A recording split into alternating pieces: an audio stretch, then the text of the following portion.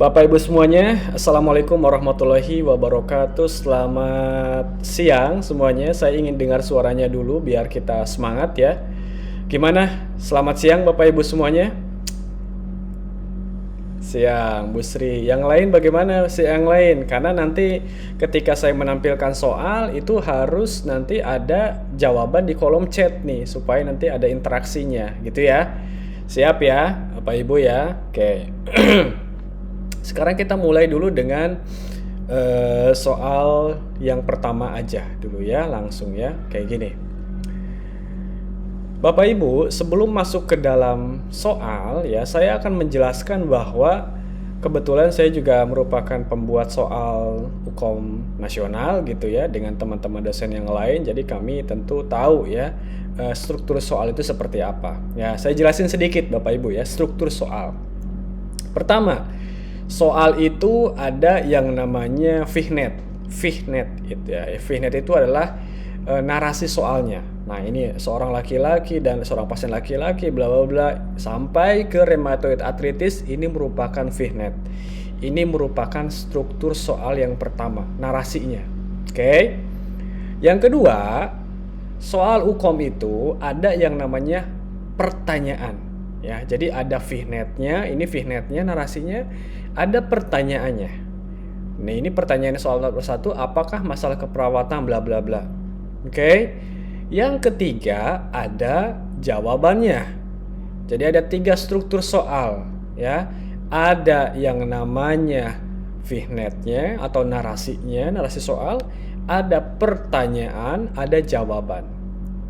Oke, jadi di sini juga selain saya jelaskan mengenai jawaban dan pembahasannya, saya akan jelaskan juga mengenai teknik menjawab dari hukum itu sendiri. Oke, pertama, Bapak Ibu, nanti itu hukum itu ada 180 soal selama 180 menit. Artinya satu soal 1 menit, begitu kan? Bagaimana cara cepat menjawabnya? Cara cepatnya adalah Bapak Ibu jangan langsung, teman-teman, jangan langsung membaca Fihnetnya, tapi baca dulu pertanyaannya. Contoh ya, di soal 1 ini kita akan langsung to the point kepada pertanyaan. Nah, berarti pertanyaannya apa nih? Kita baca. Apakah masalah keperawatan yang tepat pada pasien tersebut? Oh, berarti dia nanya masalah keperawatan nih. Kenapa kita harus baca pertanyaan dulu? Karena ada pertanyaan-pertanyaan yang contoh, setelah melakukan tindakan tersebut, apa tindakan selanjutnya? Nah, itu banyak di soal-soal hukum. Kalau kayak gitu kan kita nggak perlu dia datang karena apa, keluhannya apa, kan gitu. Yang kita akan jawab adalah apa tindakan terakhir dari tindakan selanjutnya dari tindakan terakhir, begitu kan? Ada lagi contoh yang lain. Kadang-kadang ada pertanyaan gini, di mana lokasi dari apeks jantung? Pertanyaannya gitu, tapi di atas itu narasi seorang pasien wanita usianya sekian, dirawatnya di mana. Kalau nanya letak ictus cordis itu kan nggak perlu baca pasiennya usianya berapa, dirawat kan gitu kan. Nah, itulah kalau saran saya, step pertama baca pertanyaan dulu. Jadi pertanyaannya adalah apakah masalah keperawatan yang tepat pada pasien tersebut? Oh, dia nanya masalah keperawatan. Karena nanya masalah keperawatan, berarti kita tuh harus baca semua karena masalah keperawatan. Sekarang kita baru baca. Seorang pasien laki-laki berusia 68 tahun. Jadi sambil membaca itu sambil menerjemahkan. Oh, laki-laki nih pasiennya 68 tahun, berarti lansia nih. Datang ke poli rumah sakit dengan keluhan nyeri. Oh, ada nyeri nih pada persendian tulang lutut. Oh, ini lansia nyeri tulang lutut ke poli. Jadi langsung gitu diterjemahkan di otak itu. Saat dikaji, skala nyerinya 6. Nyeri terasa sakit sekali saat berjalan sehingga pasien memilih untuk tidak beraktivitas berat, gitu ya. Nyeri dirasakan 1 bulan terakhir. Oke, nyerinya 1 bulan terakhir nih. Pada saat dipalpasi, permukaan lutut tampak bengkak dan kemerahan. Oke, lututnya bengkak kemerahan. Oke, gitu ya. Kita sambil terjemahkan itu. Serta terasa sakit. Hasil pemeriksaan TTV, tekanan darahnya 140/90. Nadinya 110 kali per menit, RR-nya 23 kali, suhunya 38,7. Oh, berarti dia agak demam nih, hipertermi ini, gitu ya. Pasien sebelumnya sudah didiagnosa RA. Oke, Selanjutnya, karena kita sudah tahu pertanyaannya, langsung to the point kepada jawaban. Jawaban yang pertama, intoleransi aktivitas. Jawaban yang B, risiko. Ini harusnya tulisannya nanti saya perbaiki ya. Ini harusnya sekarang itu risiko kalau sesuai dengan 3S ya. Risiko infeksi, ansietas, hipertermi, dan nyeri akut. Oke. Sekarang silahkan Bapak Ibu semuanya untuk menjawab dulu. Di kolom chat mungkin kira-kira jawabannya apa. Begitu ya Mas Faisal ya. Oh sudah, oke. Oke. Silahkan Bapak Ibu. Oke. Nah, ada yang jawab B, ada yang jawab E. Ini baru 11 ya, baru 12 orang nih. Ya, kita tunggu semuanya ya. Ada yang jawab D juga. Oke, nggak apa-apa. A dan C-nya belum ada jawaban nih. Belum ada yang jawab nih. Ya, silakan yang lain. Silakan. Oke, ada yang jawab C juga. Baik. Siap. Ya. Tinggal 2 orang lagi. Oke, 2 orang lagi nih. Ya sudah ya, karena ini sebagian besar sudah 50% plus 1 saya lihat ya. Oke, jadi jawabannya itu paling banyak E, tapi ada juga yang jawab B, C, dan D. Oke, berarti ada juga yang jawab resiko, ansietas, hipertermi, dan nyeri akut. Oke, sekarang kita lanjut kepada jawaban yang sebetulnya dan bagaimana cara jawabnya. Begini, yang jawabannya adalah E, betul. Selamat ya. Pembahasannya seperti apa nih Pak Agus untuk mendapatkan jawaban sehingga jawabannya E? Pertama adalah Bapak Ibu kalau kembali ke struktur soal, lihat ke sini, perhatikan data yang dominan pada soal. Data yang dominan, data yang sering muncul, data yang muncul berkali-kali. Ya, data yang muncul berkali-kali. Lihat, kalau kita lihat data yang muncul berkali-kali, pasien itu nyeri, ya. Saat dikaji skala nyeri lagi, nyeri terasa sekali. Nah, ini nyeri lagi. Kemudian nyeri lagi dirasakan 1 bulan. Jadi data yang berulang-ulang, data yang terus muncul di ViHNet, kemungkinan itu adalah jawaban yang paling tepat dari jawaban soal yang sedang diujikan.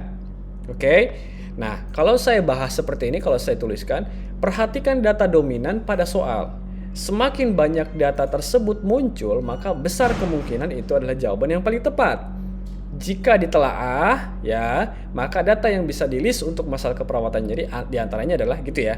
Saat dikaji skalanya nyerinya 6. 1 tuh datanya. Yang kedua, nyeri terasa sekali saat berjalan. 2 tuh. Nyeri dirasakan 1 bulan terakhir. 3 tuh. Pasien mengatakan terasa sakit. 4. Jadi banyak banget. Pertanyaannya, kalau hipertermi salah nggak? Nggak salah. Ada juga tuh hipertermi. Ya, ada juga hipertermi. Kemudian ansietas, ya bisa jadi pasiennya ansietas. Ya, bisa jadi karena mungkin pasiennya udah nyeri terus 1 bulan, bisa jadi ansietas. Cuma memang datanya nggak begitu terlihat. Risiko infeksi bisa jadi. Bahkan intoleransi aktivitas juga bisa jadi. Artinya, semua jawaban ini benar, tapi yang paling benar di antara yang benar adalah nyeri akut. Begitu pembahasannya kurang lebih. Oke ya? Oke, saya kira mudah lah untuk mengerjakan soal UKOP. Oke ya, itu adalah salah satu contoh dari soal masalah keperawatan. Dan ini yang paling banyak muncul. Jadi yang saya tampilkan ini biasanya adalah soal-soal yang paling banyak muncul. Begitu. Begitu ya. Bisa lanjut Mas Faisal ke nomor selanjutnya?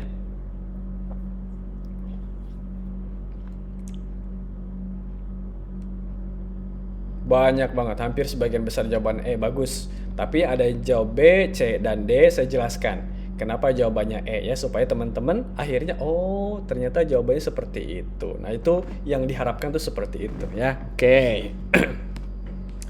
Sekarang kita akan masuk ke dalam soal nomor 2. Nah ini merupakan soal hafalan. Perhatikan, apa yang saya bilang tadi adalah baca pertanyaannya dulu. Ini buktinya ya, nomor 2 nih. apakah masalah keperawatan, oh sorry, ini bukan masalah keperawatan, ini harusnya apakah apakah interpretasi, saya ganti aja langsung ya biar gak salah ini. Apakah interpretasi yang tepat pada kasus tersebut? Ya, oke. Apakah interpretasi yang tepat pada kasus tersebut?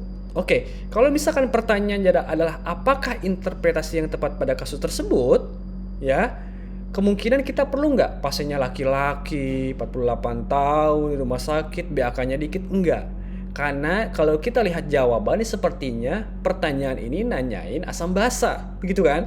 Kalau cuma nanya asam basa, ya, asam basa, kita cukup lihat apa? Lihat pH-nya, lihat PaCO2-nya, begitu kan?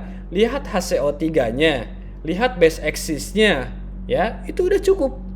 Gak usah kita bahas laki-lakinya usia berapa tahun, dirawatnya di mana, dia nggak perlu, karena dia cuma nanya interpretasi. Nah, itulah sebabnya saya bilang kalau muncul pertanyaan kalau muncul soal hukum, baca pertanyaannya dulu. Jangan sampai kita udah capek-capek baca dari atas, ternyata nanyanya cuma interpretasi AGD, analisa gas darah, begitu kan?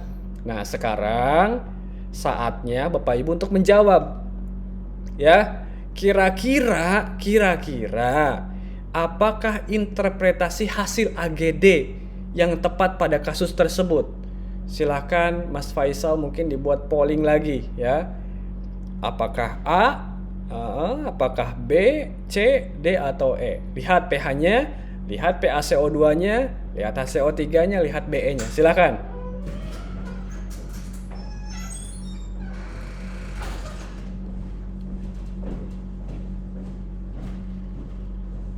Apa?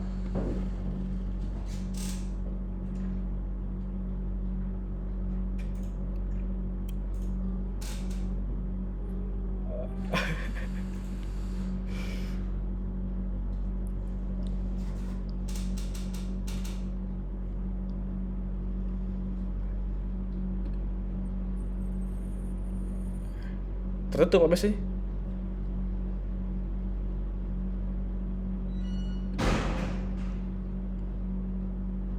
Oh, itu di C. Kenapa bisa tertutup Mas Faisal?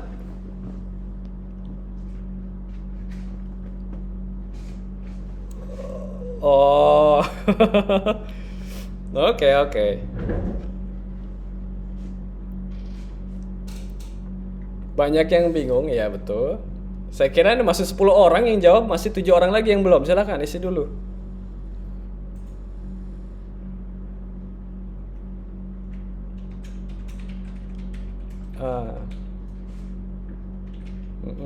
Ada yang A, ada yang C, ada yang D. Ya, oke.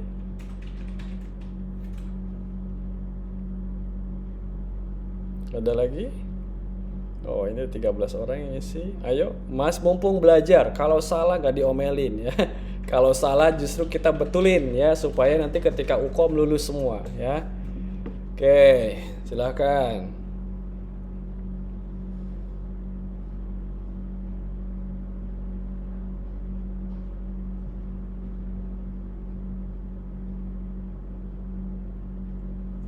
Oh iya, nggak apa-apa ya. Oke, siap. Baik, terima kasih Mas Faisal. Oke, tadi ya ada beberapa jawaban. Kita lihat nih jawabannya. Oke, perhatikan ke sini teman-teman semuanya. Oke, jawabannya itu C. Loh, kenapa C? Tadi ada yang jawab D, tadi ada yang jawab A, gitu ya. Pertama, saya jelasin ya. Sekarang giliran saya jelasin, oke? Begini Bapak Ibu semuanya. Pertama kita harus tahu dulu nilai normal dari pH.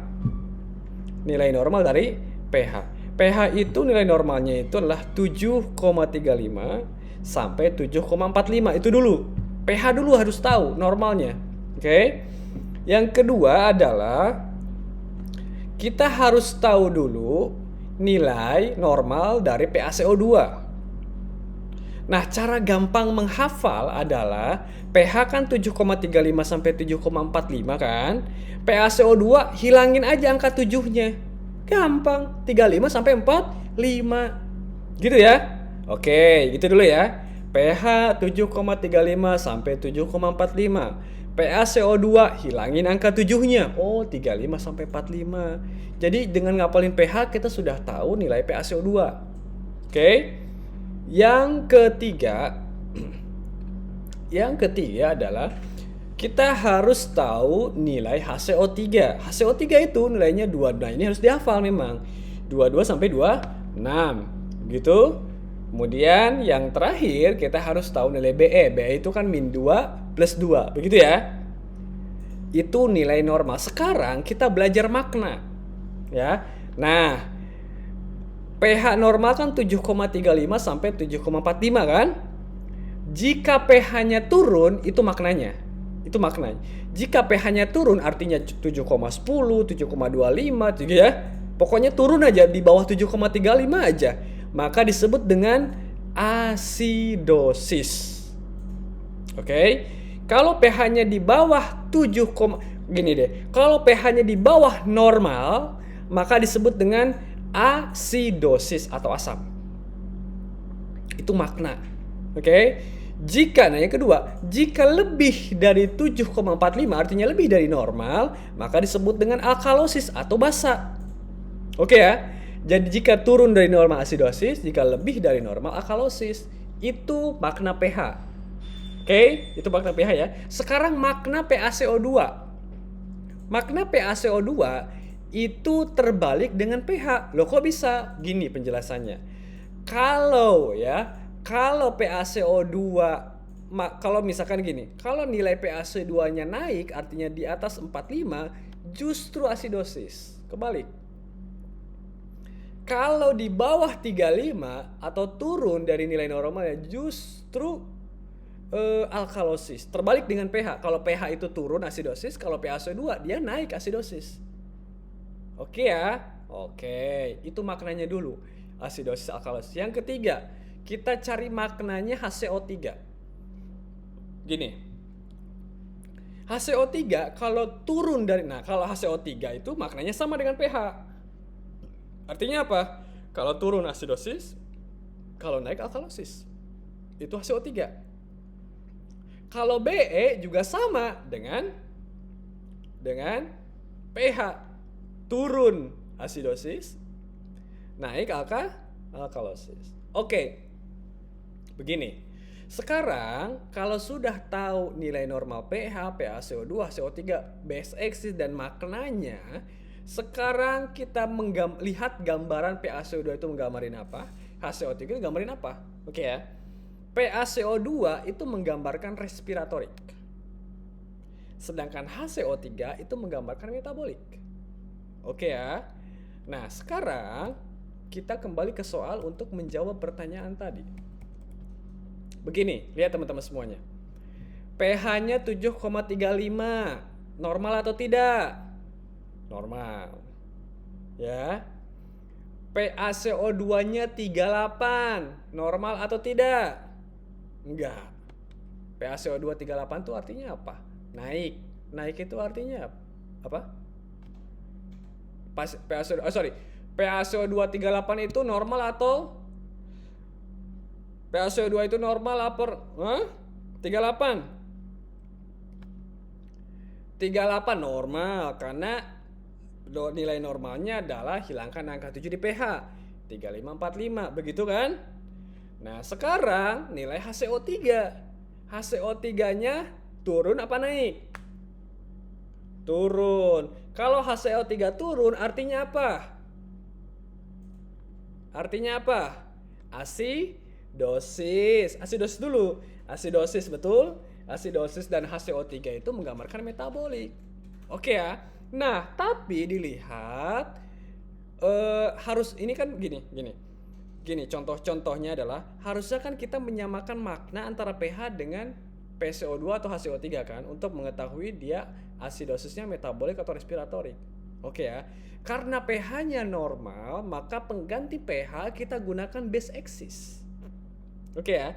Tadi saya bilang kalau BE-nya turun apa artinya? B-nya turun artinya apa? Asidosis. Kita tulis asidosis, oke? berarti BE-nya turun, artinya asidosis. Oke, sekarang karena pH-nya normal, kita cari makna yang sama dengan BE. Yang sama-sama asidosis di antara PaCO2 dengan HCO3 apa? Yang mana? Yang sama-sama asidosis? HCO3. HCO3 itu menggambarkan apa? Respiratory kita metabolik. Metabolik. HCO3 itu metabolik. PaCO2 itu respiratory. Oke ya, jangan kebalik ya. BE turun, asidosis, tulis asidosis. Oke, yang sama maknanya dengan BE apa? HCO3 nih ternyata. HCO3 apa? Metabolik, tulis metabolik. Jadi tulis panjangin asidosis, metabolik. Nah, kemudian lihat, loh kok pH-nya normal? Oh, kalau pH-nya normal berarti sudah terkompensasi penuh. Jadi jawabannya asidosis, metabolik, karena pH-nya normal terkompensasi penuh. Karena pH-nya normal. Kalau terkompensasi sebagian, pH-nya harusnya masih gak normal tuh.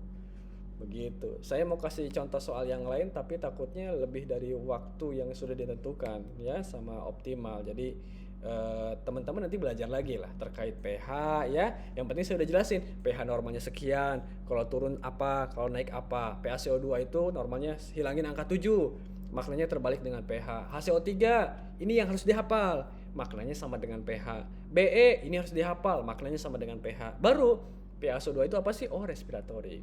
HCO2 itu apa sih? Oh, metabolik. Oke? Jika pH normal, kemudian jika pH normal nih, maka lihatnya base axis gitu. Gitulah ya. Mudah-mudahan paham gitu ya. Saya kira seperti itu Mas Faisal untuk penjelasan ini. Soal nomor 2.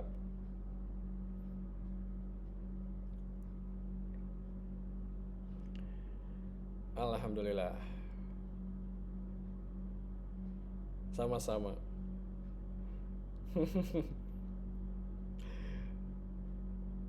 Oke. Siap. Ya. Teman-teman, kita next ke soal yang berikut ya. Nanti jangan lupa belajar asam basa. Oke. Sekarang kita masuk ke dalam soal nomor 3. Apa pertama yang harus kita lakukan? Baca pertanyaannya gitu ya. Ingat ya, jangan baca ini usianya besok. Jangan. Pertanyaannya dulu ya. Pertanyaannya adalah apakah pemeriksaan lanjut? Nah, gitu kan. Untuk memastikan masalah keperawatan pada pasien. Oke. Oh, kalau ini kayaknya kalau pemeriksaan lanjut, apalagi ini tidak spesifik, kayaknya saya harus baca. Udah baca gitu ya, baru kita baca. Perempuan usianya 55 tahun. Oh, 55 tahun nih. Datang ke UGD dengan keluhan nyeri dada menjalar. Wah, nyeri dadanya menjalar nih, kok spesifik banget nih, tanda gejala penyakit tertentu gitu kan. Nyeri di kiri ya, lihat lengan sebelah kiri, nyeri di kiri menjalar lagi. Oh, ini kayaknya spesifik nih, masalah keperawatan tertentu nih, masalah penyakit tertentu nih kalau udah nyerinya menjalarnya sebelah kiri ke lengan pun ke dagu nih. Nah, hasil pengkajian tekanan darahnya naik 150/80 meskipun hipertensi masih grade pertama, tapi naik intinya kan gitu. Frekuensi nadinya 90 kali ya. 90 kali kita lihat sebetulnya kalau kita mau spesifik komprehensif, ini 90 kali itu dia udah istirahat lebih dari 30 menit atau baru datang. Kalau baru datang oke, normal karena nadinya kan cepet ya, karena baru datang capek, begitu pun dengan tekanan. Tapi kalau misalkan dia udah rehat, kemudian nadinya ini 90 itu naik loh. Orang dewasa itu kisaran nadinya itu perempuan 70 kalian, laki-laki itu 80 kalian normalnya ya. Ini udah 90 kali, agak naik meskipun rentangnya normal 60-100 kali kan, tidak takikardi ya. Frekuensi napasnya cepet 30 kali per menit. Ini cepet banget. Realisasinya kalau di lapangan itu cepet banget 30 kali itu. Bengkak pada kedua ekstremitas. Oh, napasnya cepet dan bengkak pada kedua ekstremitas atas dan bawah. Ya, kira-kira kalau kita lihat dari hasil VNet yang di atas, apa sih pengkajian yang cocok untuk pasien dengan kasus seperti ini? Ya, silahkan di voting kembali mungkin Mas Faisal. Mangga. Silahkan diisi.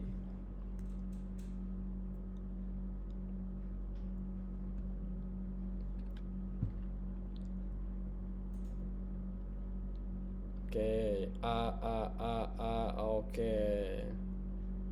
Belum ada yang ah, belum belum tentu A loh. Coba cek kembali kan gitu. Ya, silakan ya. Yang A jadi ragu nih gara-gara tadi bilang kayak gitu. Ya, silakan. Kira-kira apa nih? Masih dominan A ya. 13 orang dari 19. Kalau soal nomor 2 tadi yang betul 5 orang ya dari 19 ya. Nah, berarti AGD tadi agak kurang, nanti teman-teman harus tahu kelemahannya nanti belajar ya. Oke, di sini sudah mulai lumayan bagus. Oke, kita bahas aja Mas Faisal atau gimana? Oke. Jawab A. Oke. Sepertinya kita lihat jawabannya. Oh, ternyata betul jawabannya ya. Luar biasa ya. Oke, begini teman-teman semuanya. Kalau kita lihat kembali saya bilang tadi ya. Saya di sini teman-teman ingat, optimal itu memberikan soal cuma 7 itu jangan lihat substansi, tapi lihat bagaimana cara pengerjaan. Jadi optimal itu memberikan cara kepada Anda bagaimana cara mengerjakannya. Karena kalau substansi itu lebar banget, luas. Teori itu banyak. Yang Anda pelajari itu untuk soal hukum itu banyak. Sedangkan optimal kami itu memberikan cara Anda mengerjakan dan bagaimana contoh soal yang akan keluar. Itu substansinya ya. Jadi jangan kok yang diajarin kemarin di optimal ada EKG, kok yang kenyataannya nggak ada. Bukan itu, bukan itu. Yang diinginkan bukan itu. Yang diinginkan itu adalah bagaimana cara Anda menjawab, apa biasanya jenis soal yang muncul, dan bagaimana mekanisme trik-trik yang bisa Anda gunakan ketika menjawab soal. Oke ya? Nah itulah ya pentingnya ikutan bimbel di optimal ini. Begitu ya Mas Faisal ya? Oke. Jadi kalau kita lihat ya teman-teman semuanya, pertama usianya udah lewat 40 tahun. Kita tahu prosedur di atas 40 tahun pasien harus di EKG, betul? Betul, harus di EKG. Keluhan nyeri dada menjalar ke dagu ini adalah khas penyakit jantung, ya. Penyakit infak miokard misalkan dan lain-lain, angina pectoris dan lain-lain, betul? Dada, apalagi kalau ada tambahan data seperti ini, pasien mengalami nyeri yang tidak bisa ditunjuk, tidak bisa di lokasi di mana nyerinya, tapi dia menjalar ke area kiri, kadang ke area kanan, ke tengah ulu hati, ke area leher. Kemungkinan pasien mengalami angina pectoris atau mengalami gangguan masalah jantung gitu kan. Nah, ternyata tekanan darahnya juga naik, napasnya juga naik, dan ternyata loh kok ada bengkak pada ekstremitas. Bengkaknya karena apa? Tentu kita harus kaji. Apakah pasien mengalami gangguan ginjal, perkemihan, misalkan pada pasien gagal ginjal atau enggak? Oh, kalau enggak, apakah pasien mengalami kardiomegali kan gitu? Kalau ternyata ini ada, tanyain apakah ada riwayatnya. Oh, ternyata ini kalau pengkajian ke pasien gitu loh ya. Oh, dari riwayatnya kok ternyata kalau ada riwayat hipertensi. Nah, ini kan hipertensi tuh meskipun grade pertama. Oh, ternyata ada bengkak. Oh, ini kemungkinan harus di rongsen gitu ya, kemudian mungkin di echo, kemudian dilakukan. Tentu yang wajib sekali itu adalah EKG, wajib itu. Kenapa? Karena untuk mengetahui kelistrikan jantung, begitu kan. Nah, nanti teman-teman belajar gelombang P, kompleks QRS, gelombang T gitu kan. Apa yang maksud dengan gelombang P, apa maksud dengan kompleks QRS dan lainnya. Ada ST depresi, ada ST lepasi, ada T inverted, ada kipatologis, itu belajar semua. Kenapa? Karena ketika itu teman-teman mengetahui, oh gambaran ini menandakan penyakit jantung yang mana kan gitu. Oke. Pembahasannya seperti saya bilang tadi, prosedur usia di atas 40 tahun itu udah wajib EKG sekarang kan. Rumah sakit di atas 40 tahun di atas berapa? Oh, ini EKG nih. Yang kedua, pasien mengalami manifestasi yang mengarah pada gangguan jantung, ada nyeri dada, menjalar, kaki dan lain-lain gitu ya. Kemudian pemeriksaan di EKG digunakan untuk melihat lokasi gangguan aliran listrik jantung. Di mana sih lokasinya kalau misalkan nanti kita mau lihat dari pemeriksaan penunjang EKG ya. Nah, ini harus tahu nih. Oh, lokasi untuk ateroseptal itu lokasinya di V1, V2, V3, V4. Anterior V1, V2. V3, V4 anteroseptal. Anterior V1 sampai V4 ya, V1, V2 anterior. Anterolateral V4, V6, lead 1 AVL. Lateral lead 1 AVL. Inferior lead 2, 3 AVF. Inferolateral 23 AVF artinya dia infak luas ya, 23 AVF dan V5 V6. Nah, ini nanti belajar lihat gambaran EKG di mana lokasi infaknya, karena gambaran EKG harus punya pasangan, tidak boleh tidak. Ya, jadi kalau misalkan, Pak, kok saya lihat ada key patologis, tapi hanya di V1 doang, yang lain nggak ada, tidak bermakna, gitu ya. Jadi gambaran pasien itu bermakna jika ada 3 hal. Pertama, gambaran EKG-nya abnormal, ada keluhan, kemudian enzim jantungnya gak normal. Syarat untuk menegakkan diagnosa adalah 2 dari 3. Boleh enzimnya gak normal, ada keluhan, EKG-nya bisa aja normal. EKG-nya gak normal, enzimnya sudah normal dan ada keluhan, dan pokoknya 2 dari 3 itulah. Ya, oke, saya kira saya udah panjang lebar terkait membahas mengenai soal nomor 3 ini. Begitu ya, Mas Faisal? Oke.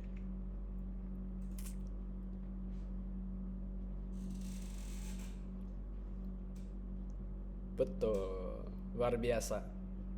Kemungkinan lulusnya di atas 98% ini. Amin ya. Oke. Bisa lanjut Mas Faisal? Oke. Nah, ini dia. Ingat, apa yang dilakukan? Baca pertanyaan dulu. Oke. Pertanyaannya apa sih? Berapakah persentase luka bakar pada pasien tersebut menurut Rule of 9? Oke, Rule of 9. Oke, jadi silahkan bacanya dari sini aja, luka bakar di daerah. Nah ini nggak usah di atas, nggak usah. Orang cuma nanya persentase doang. Oke, silakan teman-teman amati. Ya, silakan baca dulu. Nanti Mas Faisal akan munculkan votingnya.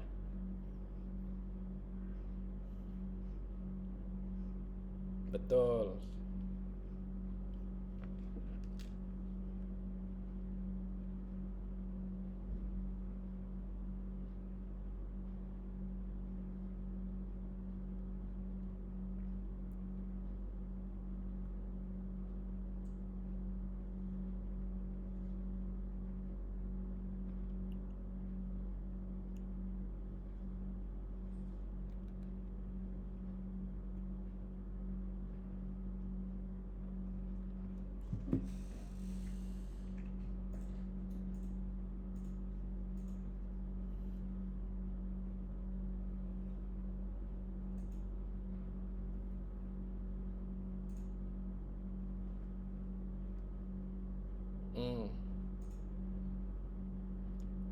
Semuanya rata ya.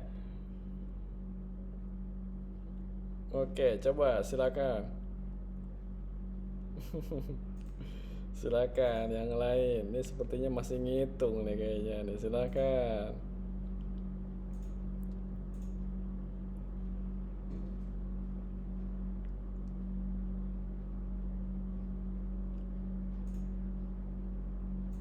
Mm-mm. Mm-mm.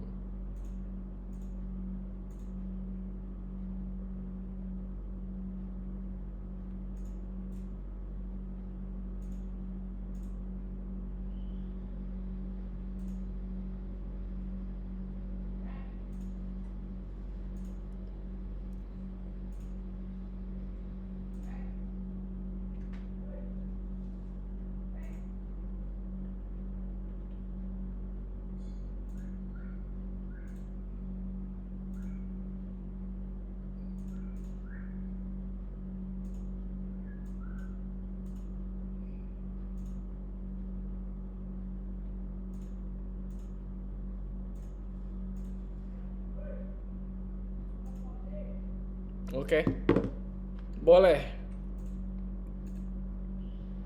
Udah 1 menit. Oke, baik teman-teman semuanya.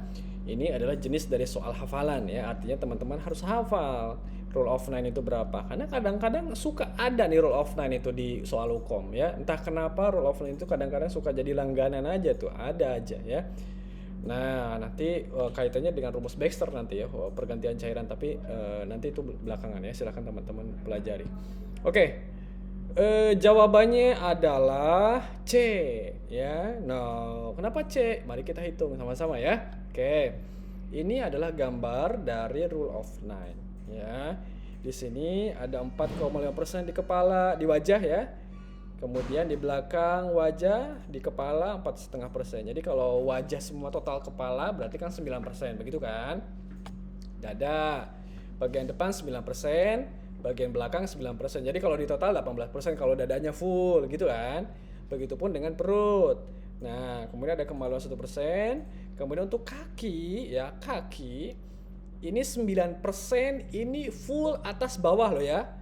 Atas bawah 9% ya, atas bawah tuh kaki sebelah ya. Nah, kemudian yang sebelahnya juga sama. Nah, tapi kalau misalkan kakinya bulak-balik, total satu kaki semuanya berarti kan jadi 18%. Nah, kita lihat di soalnya. Apa aja sih? Luka bakar daerah dada bagian depan. Dada bagian depan. Oh, dada bagian depan 9. Kan gitu. Lengan kiri dan kanan bagian depan. Kiri dan kanan depan. Kiri ya, ini kanan kan gitu. Kiri 4,5, kanan 4,5, kanan bagian depan doang. Oh 9. Seluruh kaki kanan depan belakang. Seluruh kaki, oh berarti seluruh kaki kanan depan belakang gitu, sorry. Seluruh kaki kanan depan dan belakang. Kaki kanan di sini depan, ini belakang. Oh 18. Berarti 9 tambah 9 tambah 18. Nih hati-hati teman-teman. Ini tampaknya sepele, gampang soalnya, tapi ketika kita hitung suka banyak terkecoh, suka banyak lupanya. Ya, hati-hati untuk soal-soal seperti ini. Ya, begitu ya, teman-teman. Tapi sejauh ini teman-teman sudah saya apresiasi banget untuk usahanya untuk menjawab. Luar biasa. Ya, oke, Mas Faisal. Kira cukup.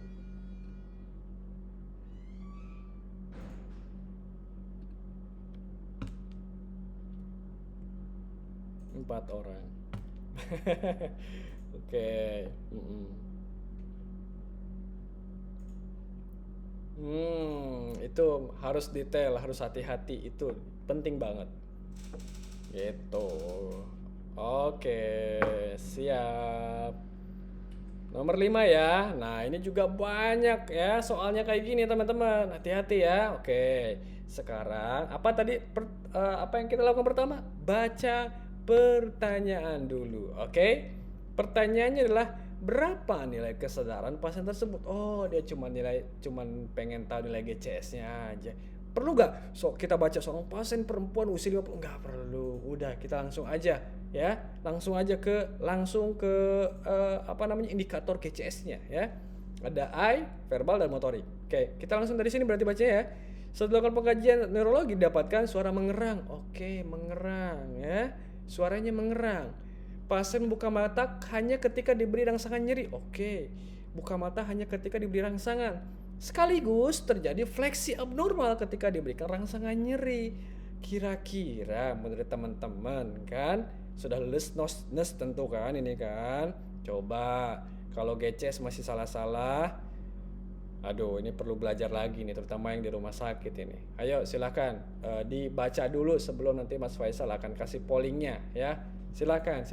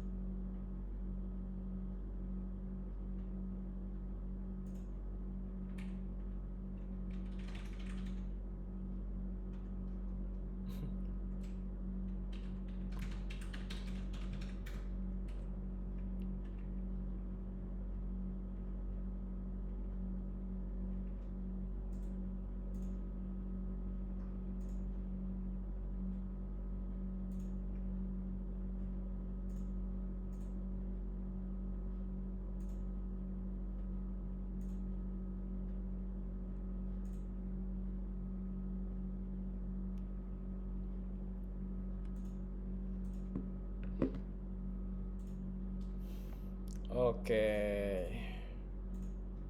terbanyak di D, luar biasa ya. Ada yang masih jawab A, B, C, E, gak ada sama sekali yang jawab ya. Oke, teman-teman ya, ini saya kira sering muncul di soal Ukom ya, karena saya juga berkali-kali ngawas Ukom ya. Kadang-kadang saya suka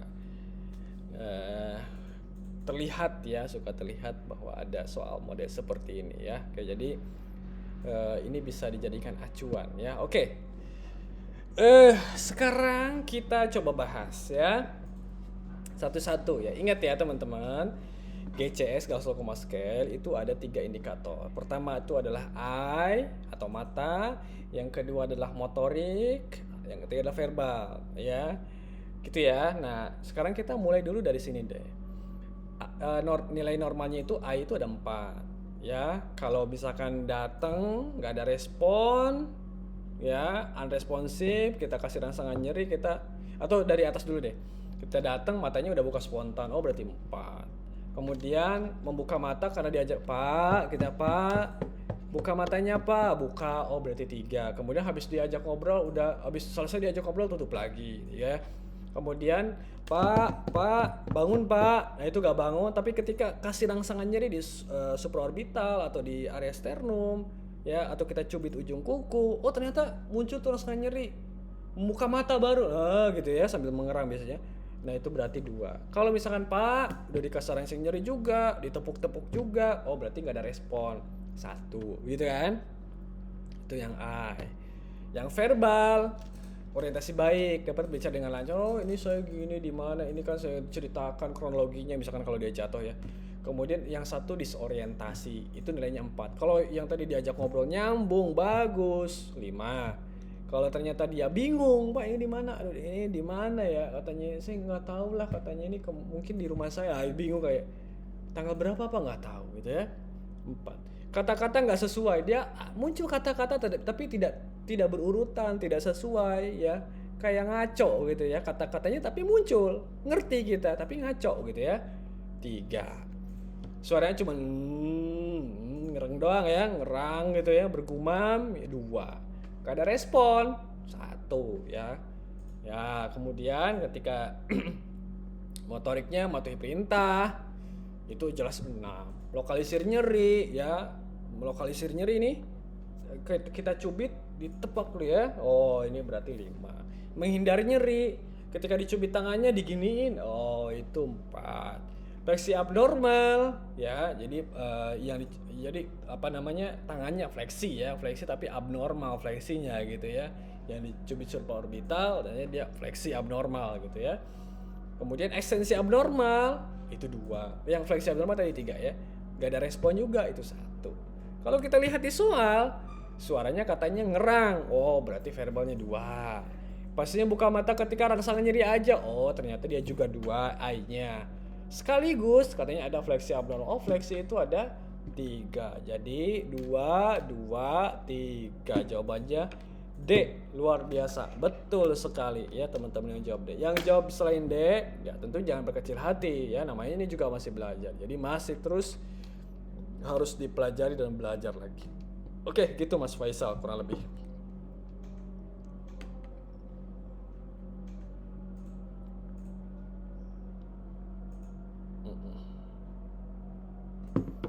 Oke, 2 soal lagi ya. Ini adalah soal yang sering dan selalu ada nih ya teman-teman ya.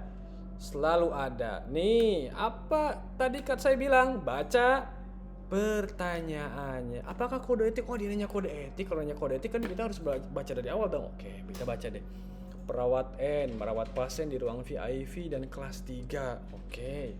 Pada saat implementasi, perawat N sangat ramah pada pasien di VIP, tapi tidak ramah pada pasien ruang kelas 3. Apa kode etik yang dilanggar gitu kan?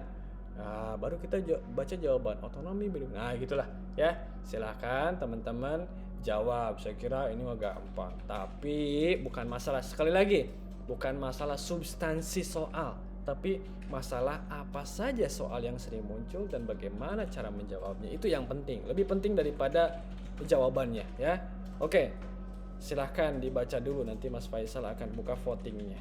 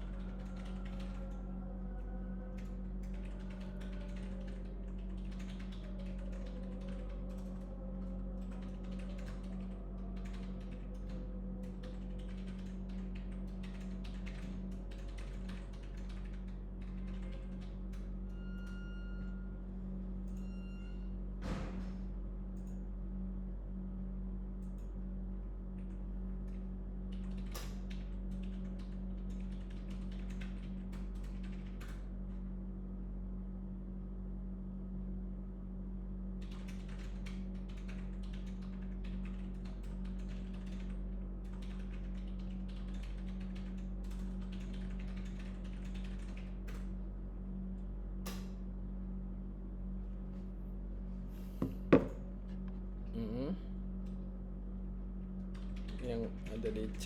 Oke. Ya, baik. Teman-teman, udah 15 orang nih. Ya, siap ya. Oke, kita lanjut bahas ya. Apa nih jawabannya kira-kira? Oh, ini mah cukup dihafal saja, teman-teman. Gampang ya. Tentu jawabannya adalah C. Loh, kenapa? Yuk, kita lihat aja. Ingat 8 prinsip etik keperawatan. Ada otonomi ya. Otonomi adalah pasien untuk memilih, berpikir logis, mampu membuat keputusan sendiri, kan gitu kan? Beneficence, berbuat baik. Justice, adil. Ya, justice adil. Non maleficence, tidak merugikan pasien. Veracity, jujur. Fidelity, setia, kesetiaan, punya tanggung jawab, ya.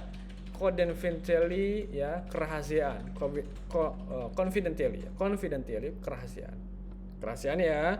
Kemudian accountability adalah akuntabilitas ya, gitu. Jadi segala sesuatunya itu adalah tindakan yang dilakukan oleh orang-orang profesional gitu, maksud akuntabilitas itu, dan bisa dipertanggungjawabkan. Oke. Kalau kita lihat telaah soal, perawat N ini merawat di ruang VIP dan kelas 3 yang notabene perbedaan kelas, begitu kan? Kita lihat di soal, ternyata perawat N ramah banget pada pasien VIP, tapi kok gak ramah pada pasien kelas 3? Oh, tentu berarti justice-nya dilanggar. Berarti dia gak adil dong antara ruang pasien yang merawat di ruang VIP dengan pasien yang dirawat di ruang kelas 3. Itu maksudnya ya. Jadi dia melanggar kode etik justice. Nah, itu udah gampang banget ya. Nah, seperti itu. Dan teman-teman ingat, soal etika ini pasti ada di soal hukum, pasti deh ya. 99% deh hadir di soal hukum. Jadi hafalin ya. Oke. Begitu Mas Faisal? Bisa dilanjut?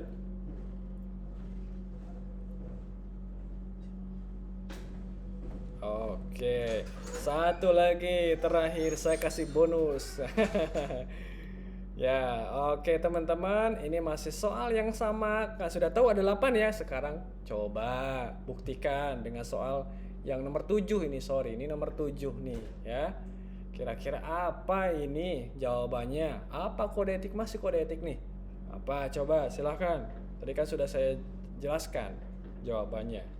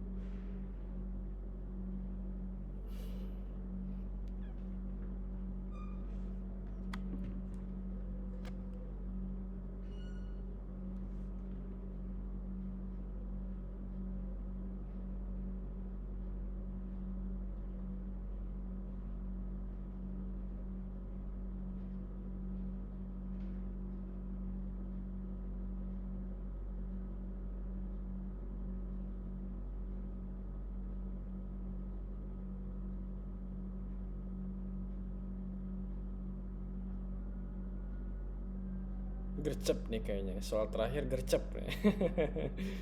Gercep kayak terakhir. Oh.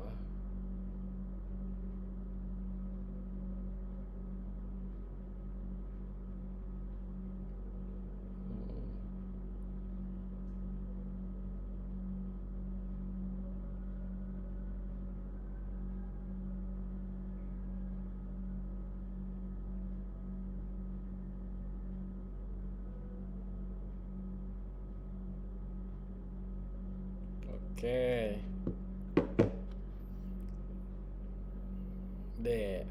Oke, siap Mas Faisal, terima kasih banyak ya teman-teman. Pembahasannya tentu sama dengan soal yang sebelumnya ya, karena 8 prinsip etik ya semuanya ada di sini gitu ya.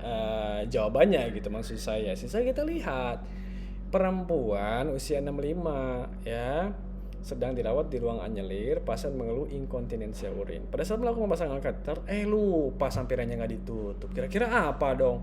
Kalau sampirnya nggak ditutup, yo jelas. Apa itu Yo masalah kerahasiaan pasien dong, confidentiality ya, kerahasiaan pasien. Oh, ini privasi pasien, ini privasinya nggak dijaga ya, ya berarti itulah yang dilanggar kode etiknya pada soal terakhir. Saya kira gitu Mas Faisal untuk soal yang terakhir ini ya. Ya.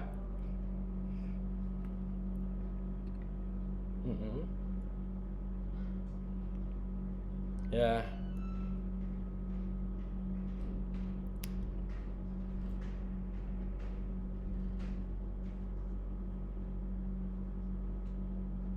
Ya, boleh kalau ada.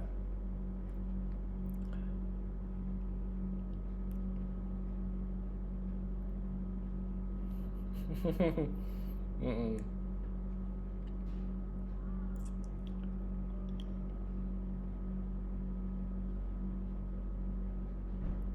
Benar semua. Wah, luar biasa Pak Iwan, hebat.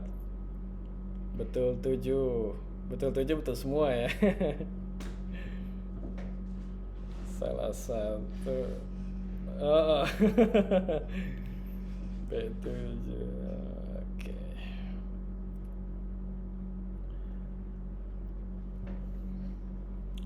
Ya.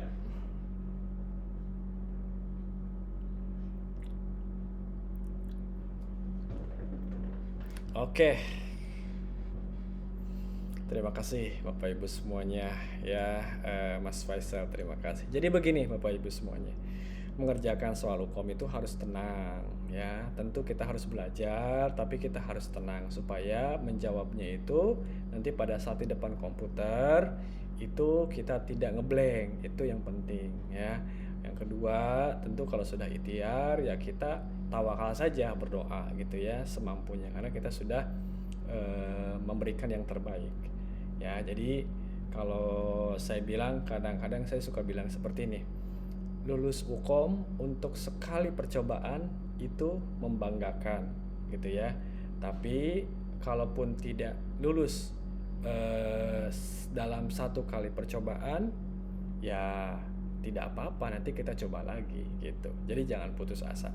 Saya kira seperti itu teman-teman semuanya. Terima kasih Mas Faisal kesempatannya, dan salam kenal untuk Bapak Ibu semuanya. Assalamualaikum warahmatullahi wabarakatuh.